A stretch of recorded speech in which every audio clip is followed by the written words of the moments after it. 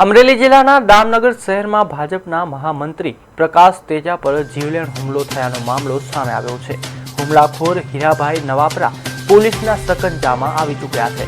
ધારાસભ્ય જનક તળાવિયાના વરદ હસ્તે બ્રિજના ખાતમુહૂર્ત પ્રસંગે ભાજપના મહામંત્રી પર ઘાતક હથિયાર વડે હુમલો કરવામાં આવ્યો હતો. આ હુમલો ધારાસભ્ય જનક તળાવિયાની હાજરીમાં થયો હતો. હુમલાખોર આરોપી ઝડપાયો હોવાની વિગતો અમરેલી ડીવાયએસપી ચિરાગ દેસાઈએ આપી છે. આ ઘટનાને શહેરમાં ચકચાર મચાવી દીધી છે.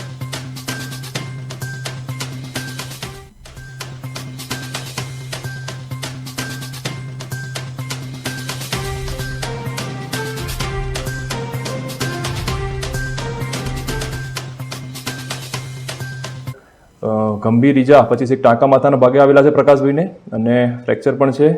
આ બનાવનું કારણ પ્રકાશભાઈના કહ્યા મુજબ કૌટુંબિક કારણોસર એમના પર હુમલો કરવામાં આવેલ છે.